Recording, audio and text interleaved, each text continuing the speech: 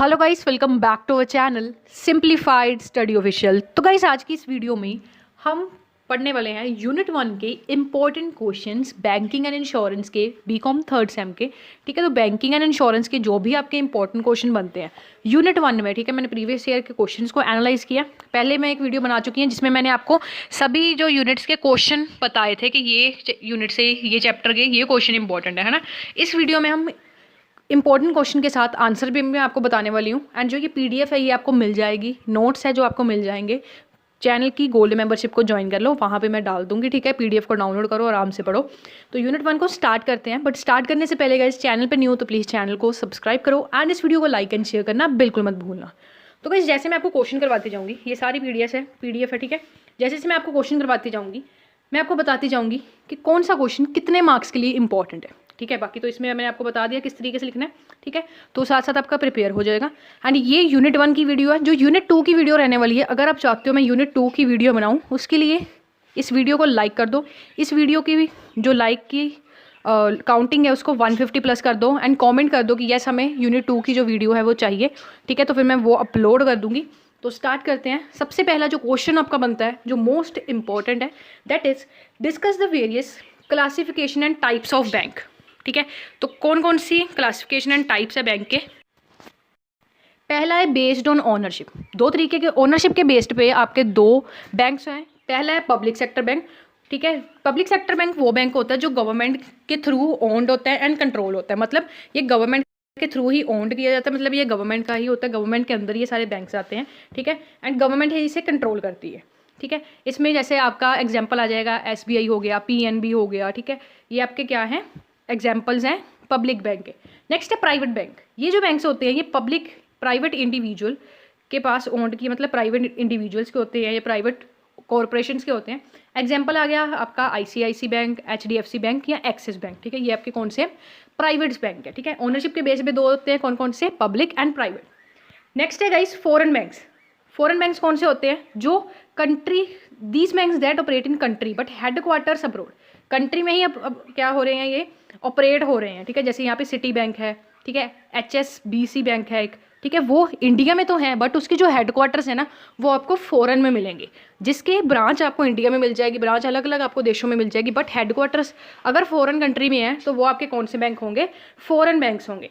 Next है cooperative banks. ये जो बैंक्स हैं ये ओन्ड किए होते हैं बाय द मेंबर, किसी भी इंडिविजुअल या कोऑपरेटिव के थ्रू जो ये बैंक ओन किए जाते हैं उनके होते हैं। एंड ये जो ये पर्टिकुलरली बैंक है ना, कोऑपरेटिव बैंक्स, ये इस्टेब्लिश इसलिए किए जाते हैं ताकि फाइनेंशियल सर्विसेज जो है उनके मेंबर्स को वो प्रोवाइड कर पाए। इसका एग्जांपल है नबार्ड्स। ठीक है, नेक्स्ट है based on function.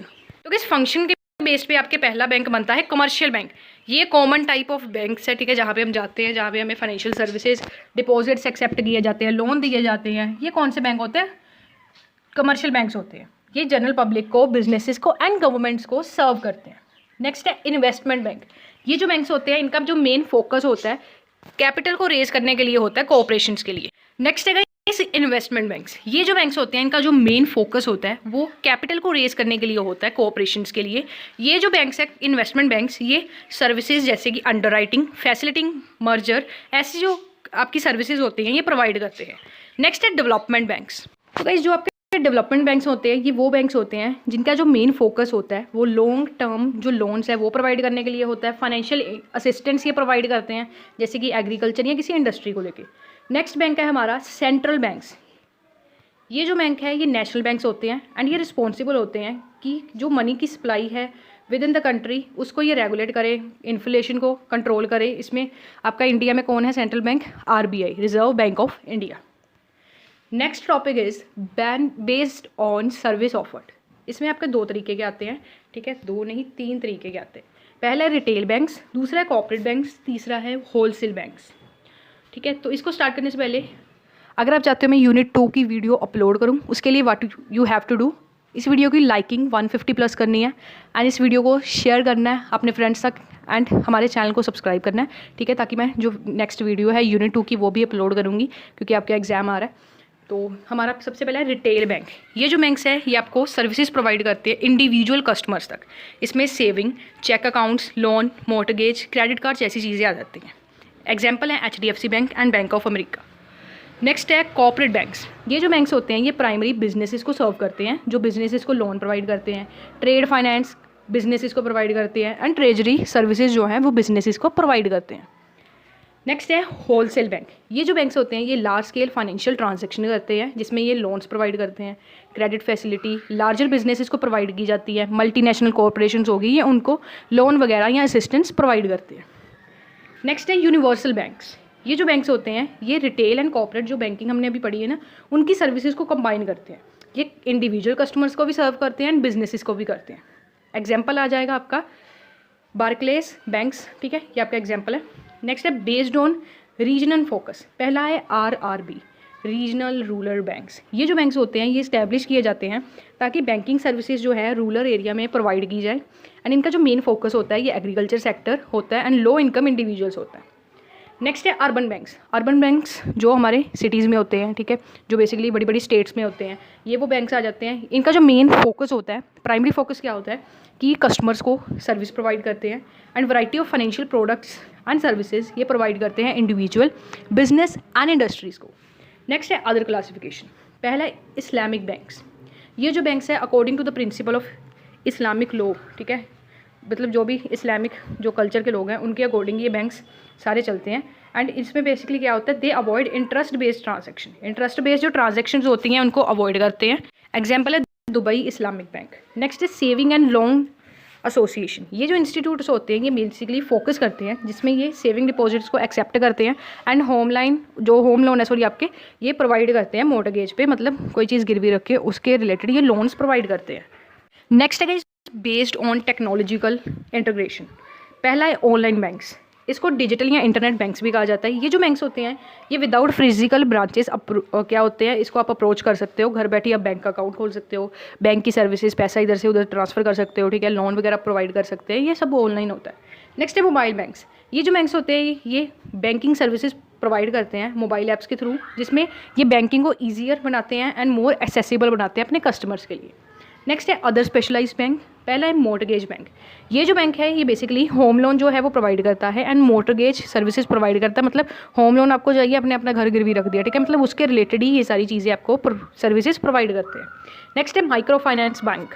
Micro finance जो बैंक्स होते हैं ये बेसिकली फोकस करते हैं फाइनेंशियल सर्विसेज की जो लो इनकम इंडिविजुअल्स को प्रोवाइड करते हैं, ठीक है, ये बेसिकली ट्रेडिशनल बैंक्स की तरह सर्व नहीं करते हैं, ये स्मॉल लोन हो गए आपको प्रोवाइड करते हैं ताकि आप एंटरप्रेन्योरल जो एक्टिविटीज़ हैं, ठीक है, बिजनेस के रिलेटेड जो एक्टिविटीज़ हैं वो ईजिली कर पाओ, ठीक है। तो नेक्स्ट क्वेश्चन है आपका, discuss the function of commercial bank in India. Commercial bank का बेसिकली क्या फंक्शन है, सबसे पहले देखेंगे कमर्शियल बैंक क्या होता है।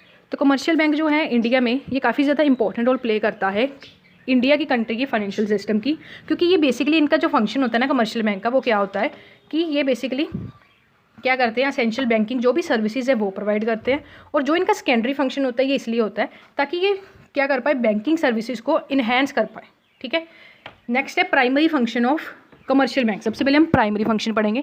पहला है एक्सेप्टिंग डिपॉजिट। आप बैंक में गए, आपके पास 10,000 है, आपने उसको डिपॉजिट करवाना है, आप चले गए, तो वो क्या हो गया, एक्सेप्टिंग डिपॉजिट। कमर्शियल बैंक जो है इंडिया में डिपॉजिट्स एक्सेप्ट करते हैं पब्लिक से, ठीक है, डिफरेंट फॉर्मेट से। पहला है डिमांड डिपॉजिट। इसमें क्या होता है, इसमें saving account, current account and checking account सारा इसमें होता है एंड इसको आप कभी भी पैसा निकलवा सकते हो। नेक्स्ट है टाइम डिपॉजिट। टाइम डिपॉजिट के में क्या होता है, जैसे आपकी एफडी होती है, जैसे मान लो मैंने 5 साल की एफडी करा ली, मैंने रोज हर महीने या हर साल इतना पैसा देना है, पर मैं 5 महीने से पहले एफडी नहीं ले सकती। अगर मुझे लेना तो इंटरेस्ट वगैरह कम पड़ेगा, ठीक है, कोई भी मतलब उसमें प्रोविजंस होते हैं डिफरेंट, ठीक है, टाइम डिपॉजिट। नेक्स्ट है सेविंग अकाउंट्स। ये जो अकाउंट है ये इंडिविजुअल को अलाउ करते हैं ताकि वो अपनी जो सेविंग्स हैं वो इसमें क्या कर पाएँ, डिपॉजिट करवा पाएँ एंड इसमें गाइस आपको क्या होता है कि आपको इंटरेस्ट मिलता है, ठीक है। नेक्स्ट है करंट अकाउंट। ये जो अकाउंट्स होते हैं ये बेसिकली बिजनेसेस यूज़ करते हैं ताकि वो अपनी डेली ट्रांजेक्शन जो हैं वो कर पाएँ एंड इसमें जो इंटरेस्ट रेट है वो बहुत ज़्यादा कम मिलता है। नेक्स्ट है प्रोवाइडिंग लोन एंड एडवांसेस। जो कमर्शियल बैंक्स हैं ये काफ़ी ज़्यादा इंपॉर्टेंट रोल प्ले करते हैं इकोनॉमिक डेवलपमेंट में, ताकि ये क्या करते हैं, ये लोन्स प्रोवाइडेड करते हैं इंडिविजुअल्स को, बिजनेस को एंड गवर्नमेंट एंटिटीज़ को। डिफरेंट टाइप के लोन प्रोवाइड करते हैं। पहला है गाइस आपका पर्सनल लोन। ये जो लोन होते हैं ये पर्सनल पर्पस के लिए एक पर्सन लेता है, चाहे पर्सनल पर्पस में आपकी एजुकेशन हो गई, मेडिकल एक्सपेंस हो गए या कस्टमर गुड्स हो गए। नेक्स्ट है होम लोन। ये लोन जो है ये इंडिविजुअल को प्रोवाइड किया जाता है ताकि वो अपना कोई न्यू घर को परचेज़ कर सके या उसको कंस्ट्रक्ट कर सके। नेक्स्ट है बिजनेस लोन। ये बिजनेस लोन जो है ये स्मॉल हो सकता है, मीडियम हो सकता है और लार्ज हो सकता है। ये अलग अलग एंटरप्राइजेस को दिया जाता है। मान लो मुझे कोई बिजनेस ओपन करना, तो मैंने बैंक से मान लो 10 लाख का लोन ले लिया, ठीक है, 50 लाख का लोन ले लिया बिजनेस करने के लिए, तो वो कौन सा लोन होगा? बिजनेस लोन होगा। नेक्स्ट है एग्रीकल्चरल लोन। ये जो लोन है ये फार्मर्स को दिया जाता है एग्रीकल्चर पर्पज़ के लिए। नेक्स्ट है कस्टमर लोन। ये जो लोन है ये कस्टमर को दिया जाता है ताकि वो कार, इलेक्ट्रॉनिक या जो भी वो बाय करना चाहता है, ठीक है, अपने कंजप्शन के लिए वो बाय कर सकता है, ठीक है। ये जो बेसिकली आपके लोन्स है ना, ये डिफरेंट डिफरेंट इंटरेस्ट रेट के साथ आते हैं, जो सेंट्रल बैंक यानी कि आरबीआई डिसाइड करता है, ठीक है। नेक्स्ट है सेकेंडरी फंक्शन। पहला है एजेंसी फंक्शन। कमर्शियल बैंक जो है वो एज ए एजेंट वर्क करता है अपने कस्टमर के लिए, जिसमें वो बिजनेसेस एंड इंडिविजुअल्स के लिए वर्क करता है। एजेंसी फंक्शन में आपका बेसिकली आ जाएगा collection and payment of cheques. Bank जो है वो cheques and draft on the behalf of customer collect करता है एंड कस्टमर के बिहाफ पे ही जो पेमेंट है वो करता है। नेक्स्ट है transfer of fund. Commercial bank जो है वो फैसिलिटेट करता है transfer of fund between different accounts, जिसमें वो एनईएफटी जैसी चीज़, एनईएफटी, आरटीजीएस जैसी सर्विसेज है वो प्रोवाइड करता है। नेक्स्ट है गाइस टैक्स पेमेंट्स। जो बैंक है ये कस्टमर की हेल्प करता है जिससे वो अपने जो टैक्स है उसे पे कर सकें, जिसमें इनकम टैक्स, वैट जैसी चीज़ें आती हैं। नेक्स्ट है स्टैंडिंग इंस्ट्रक्शन। कमर्शियल बैंक जो है ये स्टैंडिंग जो इंस्ट्रक्शंस है वो प्रोवाइड करता है, ठीक है, रिगार्डिंग लोन, ईएमआई बिल। मान लो अगर आपने किसी चीज़ का लोन लिया है तो आपको, जैसे मान लो अगर आपको महीने की 18 तारीख को सपोज करो आपको ना उस चीज़ की ना ईएमआई पड़नी है, ठीक है, तो आपको ना 15 तारीख या 10 तारीख से पहले ही, या मतलब 18 तारीख से पहले ही, ठीक है, 18 तारीख से पहले ही आपको ना मैसेजेस आने स्टार्ट हो जाएंगे कि आपके ये बैंक की ये ईएमआई जो है ये पेंडिंग है, ठीक है, मतलब वो आपको याद करवाते रहते हैं, ठीक है, मैसेजेस के थ्रू। नेक्स्ट है इन्वेस्टमेंट फंक्शन। कमर्शियल बैंक जो इंडिया में है ये क्या करता है, इंडिया में इन्वेस्ट करता है अपने फंड्स को, ताकि वो उस पर रिटर्न जो है वो अर्न कर सके एंड लिक्विडिटी को क्या कर पाए, मैनेज कर पाए। तो इसमें बेसिकली कौन कौन सी इन्वेस्टमेंट्स आती हैं? पहली है गवर्नमेंट सिक्योरिटीज़। जो बैंक्स हैं वो क्या करते हैं, कुछ पैसा गवर्नमेंट बॉन्ड, ट्रेजरी बिल्स या अदर डेट इंस्ट्रूमेंट में क्या करते हैं, लगाते हैं ताकि उनको रिटर्न मिल सके। नेक्स्ट है कॉर्पोरेट बॉन्ड्स। बैंक जो है वो क्या करता है, कॉर्पोरेट बॉन्ड्स में भी अपना पैसा लगाता है जो प्राइवेट कंपनीज इशू करती हैं। नेक्स्ट है शेयर। बैंक जो है ये इन्वेस्ट कर सकते हैं स्टॉक में through this is typical limited, ठीक है, मतलब शेयर्स में भी वो क्या कर सकते हैं, पैसा अपना लगा सकते हैं। नेक्स्ट है foreign exchange transaction. Commercial bank जो है इंडिया में ये फॉरेन एक्सचेंज ट्रांजैक्शन के साथ भी डील करते हैं। इसमें कुछ सर्विसेज आती हैं जो हम आगे पढ़ेंगे। पहला है फॉरेन एक्सचेंज सर्विस। जो बैंक है ये हेल्प करता है फॉरेन करेंसी को एक्सचेंज करने के लिए, इंटरनेशनल ट्रेड, टूरिज्म या इन्वेस्टमेंट के लिए। उसके बाद है रेमिटेंस। जो बैंक्स हैं ये फैसिलिटेट करते हैं इनवर्ड एंड आउटवर्ड रेमिटेंस, जिसमें foreign remittance from NRI, non resident India में आ जाती हैं। नेक्स्ट है फॉरेक्स ट्रेडिंग। जो कमर्शियल बैंक है ये क्या करते हैं, किसके साथ इंगेज करते हैं, फॉरेन एक्सचेंज के साथ, ताकि ये फॉरेन करेंसी में क्या कर पाएँ, फॉरेन रिजर्व में या किसी भी फॉरेन के शेयर में या किसी कंपनी में हम पैसा इजीली लगा सकें, जिसमें हम करेंसी वगैरह को चेंज कर सकते हैं। मतलब इंडिया की करेंसी को हमने डॉलर में चेंज करना है तो सारा बैंक्स के थ्रू फैसिलिटेट करवा सकते हैं। नेक्स्ट है other function of commercial bank. पहला है issuing credit card and debit card, ठीक है। कमर्शियल बैंक जो है ये credit card and debit card issues करते हैं इंडिविजुअल एंड बिजनेसेस को। ये जो कार्ड्स होते हैं ये कन्वीनियंट होते हैं, जिससे वो अपनी पेमेंट वगैरह अच्छी तरीके से कर सकते हैं ऑनलाइन एंड ऑफलाइन। उसके बाद है एटीएम सर्विस। बैंक जो है ऑटोमेटेड टेलर मशीन जो है ये इसकी सर्विस जो है वो प्रोवाइड करते हैं, जिससे जो कस्टमर है वो अपना पैसा कभी भी किसी भी समय निकलवा सकता है, अपने अकाउंट के बैलेंस को चेक कर सकता है, पैसे को ट्रांसफ़र कर सकता है, ठीक है, एंड 24/7 ये आपको बैंकिंग सर्विसेज प्रोवाइड करता है। नेक्स्ट है wealth management and financial advisory.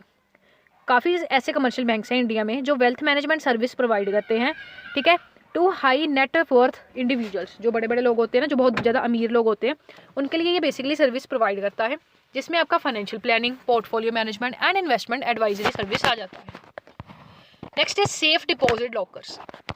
Commercial bank जो है ये सेफ डिपॉजिट लॉकर भी प्रोवाइड करता है सर्विसेज। मान लो अगर आपको कोई अपना पैसा मान लो घर में आपको लग रहा है कि हाँ चोरी हो जाएगा, आप क्या करोगे, अपना पैसा या फिर आपके कोई गोल्ड की ज्वेलरी होगी वो आप बैंक के अंदर जाकर अपने लॉकर में भी रखवा सकते हो।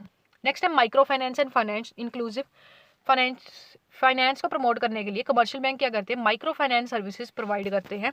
इसमें स्मॉल टर्म के लोन लो इनकम जो इंडिविजुअल्स होते हैं उनको प्रोवाइड किए जाते हैं। बेसिकली ये रूरल एरिया में प्रोवाइड किए जाते हैं। नेक्स्ट है ट्रेड फाइनेंस। कमर्शियल बैंक जो है ये ट्रेड फाइनेंस सर्विसेज भी प्रोवाइड करता है इंटरनेशनल ट्रेड में, एंड ये letter of credit, trade credit and क्या करता है, फाइनेंस प्रोवाइड करता है ताकि एक बिजनेस इंपोर्ट एंड एक्सपोर्ट की ट्रांजैक्शन ईजिली कर पाए। नेक्स्ट है रेगुलेटरी एंड सुपरवाइजरी रोल। इसमें बेसिकली क्या हो गया, कंप्लायंस विद आरबीआई गाइडलाइंस। अब जो कमर्शियल बैंक है ना, ये खुद ब खुद इंटरेस्ट रेट नहीं सेट करते, ना ही लोन के लिमिट, ना कुछ भी सेट करते। ये क्या करते हैं, आरबीआई के अंडर वर्क करते हैं। सेंट्रल बैंक की जो गाइडलाइंस होती हैं, ये उनके अंडर ही सारा वर्क करते हैं। नेक्स्ट है monetary policy implementation. Commercial bank जो है ये काफ़ी ज़्यादा इंपॉर्टेंट रोल प्ले करते हैं, जिसमें जो मॉनेटरी पॉलिसी है ना इंडिया की, वो बन पाए।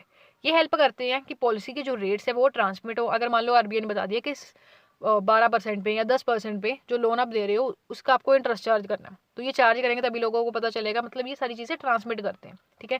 जो CRR आपका कैश रिजर्व रेशो होता है, जो पैसा बैंक को रखना पड़ता है मिनिमम, ठीक है, वो भी ये बताता है। कौन बताता है, आरबीआई। नेक्स्ट है सपोर्टिंग इकोनॉमिक डेवलपमेंट। अब जो कमर्शियल बैंक्स हैं ये क्या कर रहे हैं, एग्रीकल्चर या इंडस्ट्रीज़ को, जो पर्सन हैं, बिजनेस मैन है कोई, ठीक है, उसको लोन प्रोवाइड कर रहे हैं ताकि क्या हो, इंडस्ट्रियल एंड एग्रीकल्चर ग्रोथ हो सके। नेक्स्ट है इनकरेज सेविंग। अगर मान लो अगर मेरे पास पैसा पड़ा है, घर पे पड़ा है, वो तो बढ़ेगा है नहीं, है ना। मान लो मेरे पास 10,000 रुपया पड़ा है, या 20,000, 30,000, जितना भी पड़ा है, अगर मैं घर पे किसी जगह पे रख दूंगी, ठीक है, या अपने वॉलेट में रख दूंगी, तो क्या होगा, वो पैसा अपने आप तो बढ़ नहीं जाएगा। अगर मैं उसी पैसे को बैंक पे रखूंगी तो मुझे महीने का या साल का कुछ ना कुछ इंटरेस्ट तो आएगा ना, ठीक है। तो इससे क्या होगा, इनकरेज सेविंग क्या हो रही है, इनकरेज हो रही है। लोगों को ये होगा कि हाँ मैं पैसे लगाऊंगा तो मेरे पैसे का इंटरेस्ट बढ़ेगा, ठीक है। ये था आपका क्वेश्चन। नेक्स्ट है डिस्कस, नेक्स्ट क्वेश्चन आपका, discuss the impact of reforms in Indian banking system, what are the challenges ahead. तो ये जो क्वेश्चन है, ठीक है, ये भी आपका इंपॉर्टेंट है। रिफॉर्म्स बार बार रिपीट हुआ है, ठीक है। पिछली वीडियो मैंने सिर्फ आपको क्वेश्चन बताए थे चैप्टर वाइज, जिसमें मैंने ये क्वेश्चन भी बताया था आपको ना कि ये क्वेश्चन इंपॉर्टेंट है, ठीक है। तो इसको स्टार्ट करने से पहले यूनिट 2 की भी अगर चाहते हो एज इट इज़ मैं वीडियो लाऊँ, ठीक है, एज इट इज़ आपके लिए वीडियो लाऊँ, क्योंकि काफ़ी सारे स्टूडेंट्स ने मुझे कमेंट भी किया था कि मैम ये वीडियो बहुत ज़्यादा हेल्पफुल रही है, क्योंकि वन शॉट आपकी रिवीजन हो रही है, ठीक है।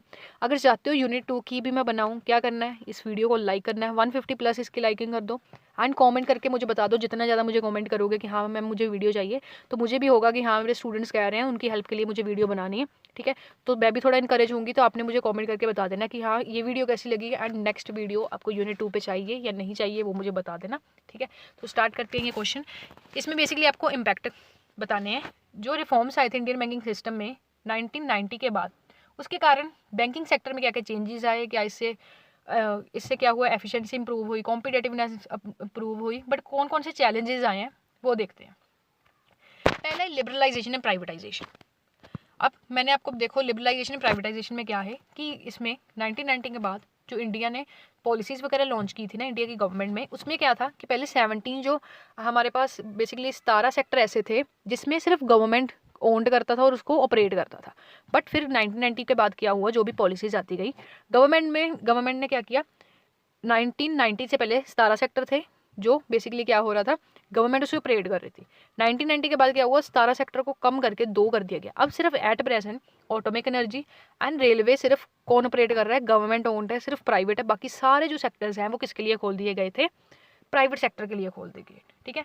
Growth and efficiency, public sector banks जो हैं वो इनकरेज करते हैं to modernise and adopt better practices to compete with private and foreign banks. जिससे क्या हुआ, जो एफिशिएंसी है ऑपरेशन किसी भी काम की, ठीक है, कोई भी अपनी ट्रांजेक्शन करनी है वो इंक्रीज होगी पब्लिक बैंक के थ्रू, क्योंकि आजकल हर चाहे पब्लिक बैंक हो प्राइवेट बैंक हो आपको ऑनलाइन सर्विसेज प्रोवाइड कर रहे हैं। आधी रात को बैठ के भी आप बैंक अकाउंट खोल सकते हो, 24/7 आपको सर्विस मिल जाएगी। किसी को पैसा भेजना है आपको बैंक जाने की ज़रूरत नहीं है, एक क्लिक से आप किसी को भी पैसा भेज सकते हो। किसी से पैसा लेना है, ठीक है, किसी को लोन प्रोवाइड करना है या लोन लेना है, तो सब कुछ एक ही क्लिक में हो जाता है। नेक्स्ट है टेक्नोलॉजिकली एडवांसमेंट, जो ये मैं बता रही हूँ यही चीज़ कि बैंकिंग सेक्टर ने टेक्नोलॉजी के आने के कारण ATMs इंट्रोड्यूस हुए, इंटरनेट बैंकिंग हुई, मतलब घर बैठ के आप रियल टाइम ग्रोथ सेटलमेंट कर सकते हो, ठीक है। UPI आ गया, अलग अलग ऐप्स आ गए। नेक्स्ट है फाइनेंशियल इंक्लूजन। गवर्नमेंट ने क्या किया, फाइनेंशियल इंक्लूजन को पुश किया, जिसके कारण बैंकिंग सर्विसेज रूरल एरिया में भी, ठीक है, जो गांव का इलाका जहाँ कभी बैंक नहीं हुआ करते थे वहाँ भी बैंक आए, जैसे प्रधानमंत्री जन धन योजना थी, ठीक है। इसके कारण नए नए मॉडल्स, नए नए बैंक्स इस्टेब्लिश किए गए। नेक्स्ट है regulatory and prudential norms.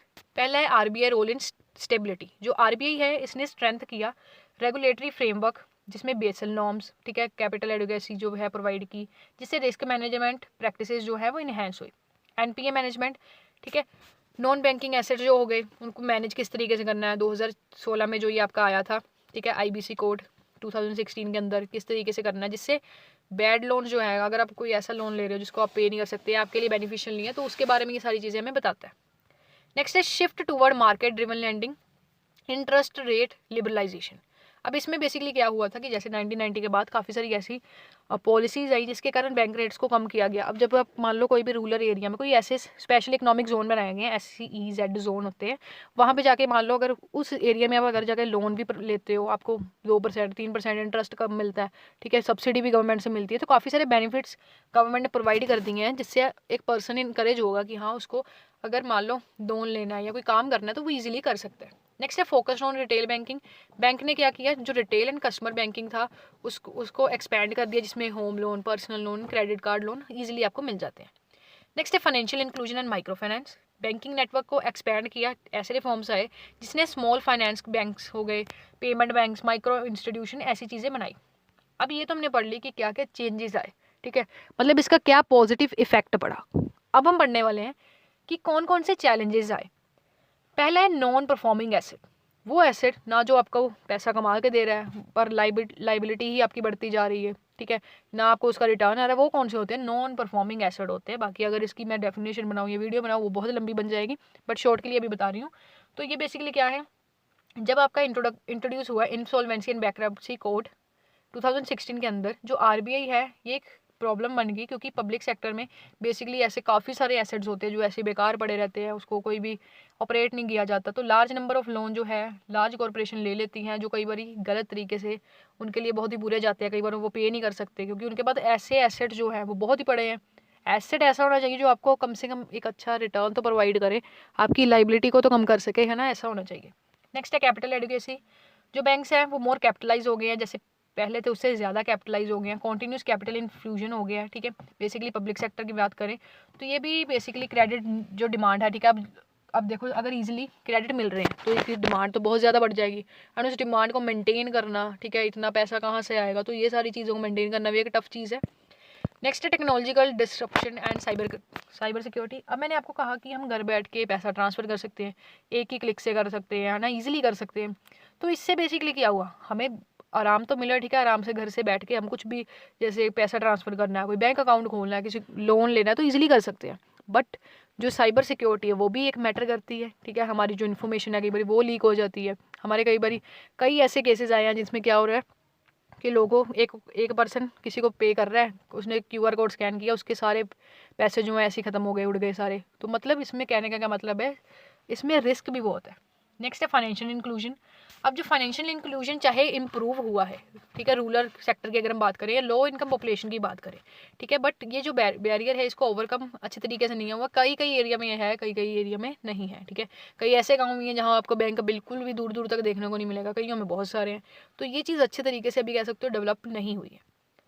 Next है regulatory and governance issue. Public sector जो है उनको एक चैलेंज फेस करना पड़ता है related to governance and political interference, ठीक है, जिससे उनकी जो डिसीजन मेकिंग है उस पर इफेक्ट पड़ता है। अब पब्लिक बैंक का उनको ऊपर से ऑर्डर आएंगे गवर्नमेंट के थ्रू कि आपको ये करना है, ये इंटरेस्ट रेट रखना है, ये करना है, ठीक है, ये सारी चीज़ें करनी है, तो वो अपने हिसाब से काम तो कर नहीं पाएंगे, ठीक है, तो उस हिसाब से क्या है उनकी डिसीजन मेकिंग पे काफ़ी ज़्यादा इम्पैक्ट पड़ता है, ठीक है। नेक्स्ट है कॉर्पोरेट गवर्नेंस। ये बेसिकली ट्रांसपेरेंसी जो है, जो भी पॉलिसीज़ वगैरह आई हैं, ये ट्रांसपेरेंसी एंड अकाउंटेबिलिटी तो प्रोवाइड करती है मैनेजमेंट पे, चाहे वो पब्लिक हो चाहे वो प्राइवेट में हो, ठीक है, but miss management and poor decision making के कारण एसेट की क्वालिटी क्या हो सकती है, डिसऑर्डर हो सकती है, जिससे कारण पूरे बैंकिंग सेक्टर पे इफेक्ट पड़ सकता है। नेक्स्ट है rural and small sector credit. जो बैंक है बेसिकली ये स्मॉल फार्मर्स हो गए, माइक्रो मतलब अब फार्मर्स हैं उनको इजीली हम लोन प्रोवाइड कर रहे हैं, फार्मर्स लोन ले लेते हैं। अगर उनकी सारी क्रॉप ख़राब हो जाती है तो आपने देखा होगा कई सुसाइड कर लेते हैं। तो बेसिकली कहने का क्या मतलब है कि कई बार ये चीज़ें इफेक्ट भी चल जाती हैं, ठीक है। नेक्स्ट है हाई कॉस्ट ऑफ क्रेडिट। अब कई जगह तो आपको, जैसे मैंने आपको वहाँ स्पेशल इकोनॉमिक जोन बने हुए हैं, वहाँ पे जाके अगर आप बिजनेस करते हो, लोन लेते हो, आपको सब्सिडी मिलती है, इंटरेस्ट रेट कम मिलता है। बट कई ऐसे, अगर मान लो कोई भी ऐसा, मैं कहीं और जाके मैंने बिज़नेस करना है, ठीक है, कहीं और स्टेट पे जाके मैंने बिज़नेस करना है, तो वहाँ पे लोन के कई जगह पे कई बैंक्स में आपको इतने इतने इंटरेस्ट रेट प्रोवाइड कर देंगे जो आपसे पे भी नहीं हो पाएंगे, ठीक है, तो वो आप उल्टा आपकी लाइबिलिटी बढ़ाएंगे, ना कि आपकी कैपिटल को इंक्रीज़ करेंगे, ठीक है। तो ये क्वेश्चन था। नेक्स्ट है इलेक्ट्रॉनिक बैंकिंग एंड क्या डिफरेंट चैनल्स हैं इकोनॉमिक इलेक्ट्रॉनिक बैंकिंग के, ठीक है, ये देखते हैं। तो इलेक्ट्रॉनिक बैंकिंग का बेसिकली क्या मतलब है कि इसमें आपने इलेक्ट्रॉनिकली इंटरनेट का यूज़ करके बैंकिंग ट्रांजैक्शन करनी है, जो कस्टमर्स को अलाउ करता है जो बैंकिंग सर्विसेज अपनी फाइनेंशियल एक्टिविटीज़ इंटरनेट के थ्रू, डिजिटल प्लेटफॉर्म के थ्रू क्या कर सके, ईजिली कर सके। ठीक है, ई बैंकिंग के राइज से क्या हो गया, ट्रेडिशनल बैंकिंग को ट्रांसफ़र हो गई है, जिससे कस्टमर्स को easily and more conveniently banking services provide हो जाती हैं। नेक्स्ट है चैनल्स ऑफ इलेक्ट्रॉनिक बैंकिंग। अब ये चैनल्स है, ये भी बहुत इंपॉर्टेंट है चैनल्स इलेक्ट्रॉनिक बैंकिंग के। पहला है ऑनलाइन बैंकिंग। ठीक है, ये काफ़ी इजी है, मतलब जो भी मैंने पॉइंट्स यहाँ पे ऐड किए हैं काफ़ी इजी पॉइंट्स हैं। ठीक है, ध्यान से समझोगे तो दोबारा एक बार रीड करने की भी ज़रूरत नहीं पड़ेगी। ऑनलाइन बैंकिंग क्या है, ये कस्टमर्स को अलाउ करती है जिससे वो अपने बैंक अकाउंट्स को क्या कर सकते हैं, मैनेज कर सकते हैं बैंक की वेबसाइट के थ्रू, वेब पोर्टल के थ्रू, जिससे अगर कोई भी इंटरनेट एनेबल डिवाइस है, ठीक है, चाहे लैपटॉप है, कंप्यूटर है, चाहे मोबाइल फ़ोन है, टैबलेट है, उसका यूज़ करके आप इंटरनेट बैंकिंग कर सकते हो। इसमें आप अकाउंट को मैनेज कर सकते हो, अपने अकाउंट को चेक कर सकते हो, कौन सी रीसेंट ट्रांजैक्शन हुई है ये चेक कर सकते हो, फंड्स को ट्रांसफ़र कर सकते हो NEFT, RTGS जैसी चीज़ों से। नेक्स्ट है बिल पेमेंट। अगर मुझे कोई मान लो बिजली का बिल ही पे करना है, फ़ोन का रिचार्ज ही कराना है, तो वो भी मैं ईजिली करवा सकती हूँ। लोन मैनेजमेंट, मुझे अपनी लोन की स्टेटमेंट्स देखनी है, लोन की EMI को पे करना है, अप्लाई करना है लोन के लिए, तो वो भी मैं ईजिली कर सकती हूँ। इन्वेस्टमेंट सर्विसेज, मुझे कोई म्यूचुअल फंड्स को बाय करना है, काफ़ी सारी ऐसी एप्लीकेशंस हैं। अब यहाँ पे बैठ के चाहे बाहर की करेंसी, चाहे जैसे बिटकॉइन है, काफ़ी सारी ऐसी करेंसीज में आप क्या कर सकते हो, ईजिली इन्वेस्ट कर सकते हो। नेक्स्ट है स्टेटमेंट जनरेशन। अपनी ई स्टेटमेंट्स को जनरेट कर सकते हो, डाउनलोड कर सकते हो एंड ट्रांजेक्शन हिस्ट्री चेक कर सकते हो। एडवांटेजेस क्या है, 24/7 आपको सर्विसेज मिलती हैं, कन्वीनियंस एंड क्विक एक्सेस है, ये आपको इंस्क्रिप्शन जो है बेसिकली आपको सिक्योरिटी अच्छी से प्रोवाइड करती है। नेक्स्ट है मोबाइल बैंकिंग। मोबाइल बैंकिंग क्या है कि इसमें आपको बैंकिंग सर्विसेज मिल जाती है मोबाइल डिवाइसेस पे, जैसे स्मार्टफोन, टैबलेट्स के थ्रू। ठीक है, अलग अलग मोबाइल बैंकिंग ऐप्स बने हुए हैं, जो मोबाइल फ्रेंडली वेबसाइट्स भी बनी हुई हैं, जिसके कारण आप ऑनलाइन बैंकिंग को कर सकते हो ईजिली। बट इसमें मोबाइल मतलब ई बैंकिंग में क्या था, आप किसी भी डिवाइस पे कर सकते थे जिसमें इंटरनेट हो। इसमें बेसिकली है मोबाइल डिवाइसेस में, जैसे आपके स्मार्टफोन आ गया, टैबलेट आ गया, ये सारी चीज़ें इसमें इंक्लूड होती हैं। नेक्स्ट है मोबाइल बैंकिंग ऐप। काफ़ी ऐसे ऑफिशियल बैंक्स हैं जो कस्टमर को उनकी बैंकिंग सर्विसेज करने में हेल्प करते हैं, जिससे आप अपने अकाउंट के बैलेंस को चेक कर सकते हो, मनी को ट्रांसफ़र कर सकते हो एंड बिल्स की पेमेंट कर सकते हो। नेक्स्ट है SMS बैंकिंग। अब कुछ बैंक्स ऐसे हैं जो बैंकिंग सर्विसेज प्रोवाइड करते हैं, जहाँ पे जो यूज़र है वो अपने बैंक अकाउंट्स को चेक कर सकता है, मिनी स्टेटमेंट को रिक्वेस्ट कर सकता है। तो इसका बेसिकली एग्जांपल क्या है, कोई भी बैंक हो उसका ना एक क्या है, टोल फ्री नंबर बना होता है, उस पर आप मिस कॉल मारोगे। ठीक है, अगर उस पर मिस कॉल करोगे आपको मैसेज आ जाएगा कि ये आपका बेसिकली मतलब EMI कह दिए, ये मान लो अगर आपका बैलेंस है, ये आपका बैलेंस है। ठीक है, या फिर कोई मिनी स्टेटमेंट आपने ऑर्डर करनी है, तो वो भी आपकी ईजिली हो जाती है, रिक्वेस्ट हो जाती है। एडवांटेजेस क्या है, अब ईजिली ऐप्स के थ्रू, एंड्रॉयड हो चाहे iOS हो, ईजिली आप उसके साथ वर्क कर सकते हो। रियल टाइम आपको अपडेट मिलता है, कन्वीनियंस मिलता है बैंकिंग सर्विसेज की एनी टाइम। नेक्स्ट है ATM तो हमें सभी को पता ही क्या होता है। ये कस्टमर को हेल्प करता है, जिससे वो range of banking operation easily कर सकता है, जिससे वो अपनी मनी को विड्रॉ कर सकता है, मनी को डिपॉजिट करवा सकता है, अपने फंड्स को ट्रांसफ़र कर सकता है between different accounts and balance को चेक कर सकता है। अब जो ATM सर्विसेज है ये भी डिफरेंट तरीके की हैं। पहला कैश विड्रॉवल, पैसा आप निकलवा सकते हो ATM से, पैसे को डिपॉजिट कर सकते हो, मिनी स्टेटमेंट वहाँ पे ले सकते हो कि मेरा पैसे कहाँ गए, ठीक है, मैंने कहाँ कहाँ ट्रांजेक्शन की, वो सारे डिटेल्स ले सकते हो, फंड्स को ट्रांसफ़र कर सकते हो ईजिली। एडवांटेजेस क्या है, 24/7 आपको मिलता है। ठीक है, इसमें मशीन पे डिपेंड करना पड़ता है एंड ब्रांच में जाके आपको विजिट नहीं करना, एंड ये अर्बन एंड रूरल एरिया दोनों जगह आपको ईजिली मिल जाती है। Next point of sale terminal. Point of sale terminal जो है ये आपका इलेक्ट्रॉनिक डिवाइस होता है जो मर्चेंट के थ्रू यूज़ किया जाता है, जिसमें आप कार्ड्स को प्रोसेस करते हो। ठीक है, ये जो कार्ड्स होते हैं, जो ये टर्मिनल्स होते हैं, ये कस्टमर के debit card and credit card को रीड करते हैं, जिसमें magnetic strip and EMV chip लगी होती है, जिससे आप अपने ट्रांजैक्शन को कंप्लीट कर सकते हो। नेक्स्ट है सर्विस बाय पोस्ट टर्मिनल। इसमें आप card payment and contactless payment कर सकते हो। एडवांटेजेस क्या है, फास्ट एंड एफिशिएंट है, एकदम सिक्योर है एंड इससे आप कैश ट्रांजैक्शन आपको क्या होती है, रिड्यूस होती है। नेक्स्ट है mobile wallet and payment banks. इसमें मोबाइल वॉलेट्स में आपका एग्जांपल आ जाएगा, पेटीएम आ जाएगा, मोबीक्विक, गूगल पे, ये आपके सारे एग्जांपल आ जाएंगे। ठीक है, इससे ये क्या करते हैं, कस्टमर्स को अलाउ करते हैं, जिससे वो अपनी मनी को इलेक्ट्रॉनिकली क्या कर सकते हैं, इधर से उधर सेंड कर सकते हैं। ठीक है, किसी चीज़ के लिए पे कर सकते हैं, ऑनलाइन शॉपिंग कर रहे हो वहाँ पे आप पे कर सकते हो ईजिली। ठीक है, P2P ट्रांजैक्शन क्या हो जाएगा, आपने अपने फ्रेंड को पैसे भेजने हैं, ठीक है, अपनी फैमिली को भेजने हैं, मोबाइल वॉलेट से आप इजीली भेज सकते हो। बिल की पेमेंट करनी है, रिचार्ज करना है किसी चीज़ का, फ़ोन का करना है, ठीक है, अपने टीवी का करना है, तो इजीली कर सकते हो। ऑनलाइन शॉपिंग करनी है, QR कोड पेमेंट करनी है, ठीक है, वहाँ पे भी कर सकते हो। एडवांस क्या है, एक तो कैशलेस पेमेंट हो जाती है, ठीक है, मनी आपको कैरी करने की ज़रूरत नहीं है, आप इंस्टेंट पैसे को ट्रांसफ़र कर सकते हो एंड इसमें कैशबैक स्कीम्स भी मिलती हैं। नेक्स्ट है टेली बैंकिंग। टेली बैंकिंग का क्या मतलब है, वो बैंकिंग सर्विसेज जो टेलीफोन के थ्रू प्रोवाइड की जाती है। कस्टमर क्या होता है, बेसिकली कस्टमर को एक डेडिकेटेड नंबर पर कॉल करना पड़ता है जिससे वो अपने account information and request services को एक्सेस कर सकता है ईजिली। ठीक है, इसमें इंटरेक्टिव वॉइस रिस्पॉन्स आपको ईजिली मिल जाता है। ठीक है, जिससे आप क्या कर सकते हो, डायरेक्टली बैंक रिप्रेजेंटेटिव जो होता है उससे बात कर सकते हो।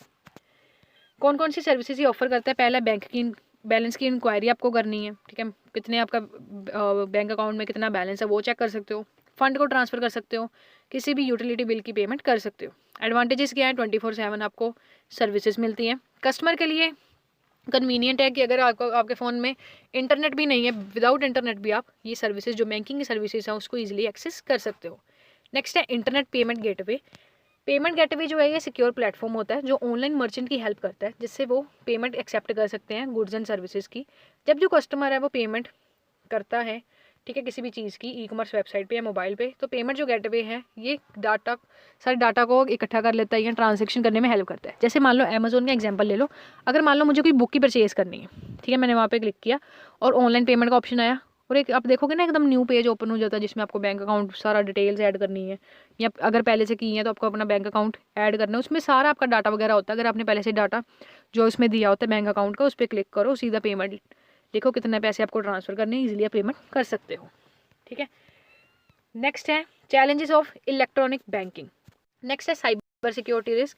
अब ऑनलाइन बैंकिंग का यूज़ करके, डिजिटल प्लेटफॉर्म्स का यूज़ करके साइबर थ्रेट्स जैसे फिशिंग, फ्रॉड, हैकिंग जैसी चीज़ें इंक्रीज़ हो गई हैं। नेक्स्ट है डिजिटल डिवाइड। अब हर सेक्शन जो है बेसिकली सिक्योरिटी का, कईयों के पास स्मार्टफोन नहीं होता, कई ऐसे कह सकते हो कि ऐसा सेक्टर जिनके पास स्मार्टफोन नहीं है, उनके पास नॉर्मल फ़ोन है, तो मोबाइल बैंकिंग जैसी चीज़ें तो वो कर ही नहीं सकते। नेक्स्ट है regulatory and compliance issue. E banking में कॉम्प्लेक्स रेगुलेटरी फ्रेमवर्क होता है जिसमें डाटा प्राइवेसी, ट्रांजैक्शन सिक्योरिटी जैसी चीज़ें होती हैं। ठीक है, नेक्स्ट है system down time and technical failure. कई बार हम बैंक पे सारा भरोसा करते हैं, कई बार उनके टेक्निकल इशू आ गया, ठीक है, कोई टेक्निकल इंफ्रास्ट्रक्चर बेसिकली इशू आ गया, उसके कारण हमारा जो एक्सपीरियंस है, जो हम बेसिकली ट्रांजैक्शन कर रहे हैं, वो भी हमारी अच्छी तरीके से नहीं हो पाती, काफ़ी डिले भी हो जाता है कई बार। नेक्स्ट है fraud and scam. Fraud and scam में मैंने आपको पहले ही बताया, जैसे कि कई बार ये ऐसे भी पीछे स्कैम चला था कि बेसिकली क्या था, अगर कोई पर्सन, मान लो आप एक पर्सन था, उसने बेसिकली क्या करना था, किसी का उसने QR कोड स्कैन कर लिया था, उसने पेमेंट रिसीव करनी थी, उसने क्या कर दिया था, QR कोड स्कैन कर दिया था एंड उसका बैंक अकाउंट में 20,000 अप्रोक्स था। ठीक है, वो सारा खाली हो गया था। मतलब स्कैम्स बहुत ज़्यादा बढ़ गए हैं। हमें पेमेंट करने के लिए QR कोड स्कैन करना पड़ता है, पैसा लेने के लिए कभी भी QR कोड रिसीव करने के लिए पैसा नहीं स्कैन करना पड़ता है, तो वो काफ़ी सारे स्कैम्स ऐसे बढ़े। ठीक है, नेक्स्ट है 5 मार्क्स के लिए आपका इंपॉर्टेंट है, what is cheque truncation system. CTS क्या है, तो CTS एक इलेक्ट्रॉनिक सिस्टम है जिससे आप चेक को इंडिया में प्रोसेस कर सकते हो। इसमें आपको फिजिकल जो पेपर चेक है उसकी ज़रूरत नहीं होती है। ठीक है, बैंक में जाने की भी ज़रूरत नहीं है। एक डिजिटल मतलब एक डिजिटल इमेज होती है चेक की, जिसको आप बैंक्स के थ्रू ट्रांसमिट करवाते हो, अपनी पेमेंट्स को सेटल करते हो। ठीक है, फीचर्स क्या है, ये इलेक्ट्रॉनिक इमेज होती है इसमें। ठीक है, जिस तरीके का आपका बेसिकली चेक होता है ना, उसी तरीके की इमेज आपके पास होती है। CTS इनेबल चेक, इस सिस्टम को वर्क करने के लिए चेक में CTS 2010 के स्टैंडर्ड के अकॉर्डिंग जो बेसिकली है वो चेक होने चाहिए, तभी ये जो CTS सिस्टम है ये अप्लाई हो पाएगा। नेक्स्ट है क्लियरिंग एंड सेटलमेंट। जो बैंक्स एंड फाइनेंशियल इंस्टीट्यूट हैं, इसमें चेक क्लियरिंग जो चीज़ें होती हैं, जिसमें आप इमेजेस को यूज़ कर सकते हो, पेमेंट्स को अपनी कर सकते हो, जिसमें ओरिजिनल चेक जो है बेसिकली कह सकते हो बदल गया है आपका एकदम पिक्चर में। नेक्स्ट है सेटलमेंट टाइप। CTS जो है क्विकर सेटलमेंट करता है चेक इमेज की, ठीक है, जो रियल टाइम में आपकी हो जाती है, जिससे आपका टाइम भी रिड्यूस होता है, मतलब जो टाइम कह सकते हो टाइम की सेविंग आपकी होती है। बेनिफिट्स क्या है, ये आपको फास्टर क्लियर एंड सेटलमेंट देता है, जिसमें आप 2 से 3 डेज़ के अंदर ही अपनी जो सेटलमेंट है वो ईजिली कंप्लीट करवा सकते हो। रियल टाइम प्रोसेसेस भी होती है, इसमें क्या है, आप डिजिटल इमेज जो है चेक की वो स्पीड अप करता है एक पर्सन के प्रोसेस को। आपको बैंक जाना पड़ेगा, सारा चेक दिखाना पड़ेगा, ठीक है, सारी चीज़ें करनी पड़ेंगी, तो ये आपका टाइम भी बचाता है। ठीक है, ईजिली घर पे बैठ के सारा कुछ क्या कर सकते हो, लो कर सकते हो। नेक्स्ट है इसको कॉस्ट रिडक्शन, है आपकी कॉस्ट को क्या करता है, कम करता है, जिससे फिजिकल जो मूवमेंट है आपकी चेक की वो क्या होती है, कम होती है, एंड आपका टाइम सेव होता है। सिक्योरिटी को इम्प्रूव करता है और साथ ही साथ ट्रांसपेरेंसी एंड ट्रांसपेरेबिलिटी आपको प्रोवाइड करता है। इससे जो फ्रॉड्स के चांसेस हैं मिनिमम होते हैं, क्योंकि अगर मान लो आपका जो चेक है फिजिकल फॉर्म में अगर किसी और पर्सन के पास चले गया, ठीक है, तो उस केस में भी फ्रॉड हो सकते हैं, बट ये आपके फ़ोन में रहेगा एकदम इमेज के रूप में, तो ये काफ़ी ज़्यादा बेटर है, ठीक है। कस्टमर के लिए कन्वीनियंट है क्योंकि उनको बैंक नहीं जाना पड़ेगा, ठीक है। पर्सन टू पर्सन उनको सारा कुछ जाना नहीं पड़ेगा, मतलब जो पर्सन है वहाँ पे जाके उनके साथ कोई बात नहीं करनी, सिंपल आप अपने फ़ोन का यूज़ करके CTS सर्विस को ईजिली एक्सेस कर सकते हो। एफिशिएंसी जो है क्लियरिंग प्रोसेस में ये इंक्रीज़ करता है, ठीक है। एंड फाइनेंशियल इंक्लूजन जो है, मतलब यहाँ पे बेसिकली क्या है कि रूरल एरिया में भी कई जगह पे आपको ये सर्विसेज मिल जाती है। इन्वायरमेंट फ्रेंडली है क्योंकि इसमें पेपरलेस प्रोसेस हो रहा है, ठीक है। पेपर बचेगा तो हमारे पेड़ बचेंगे, ठीक है। तो ये था आपके इंपॉर्टेंट क्वेश्चन यूनिट 1 के। यूनिट 2 के इंपॉर्टेंट क्वेश्चन के लिए आपको पता है क्या करना है, इस वीडियो की लाइकिंग 150 प्लस करनी है। कमेंट में आपको लिखना है कि यस यूनिट 2 की वीडियो चाहिए। तो आज की इस वीडियो में इतना ही। होप से वीडियो अच्छी लगी होगी। वीडियो अच्छी लगी तो प्लीज़ चैनल को सब्सक्राइब कर लो। एंड बैंकिंग एंड इंश्योरेंस की फुल प्लेलिस्ट का लिंक डिस्क्रिप्शन में है। आज की इस वीडियो में इतना ही। Thanks for watching.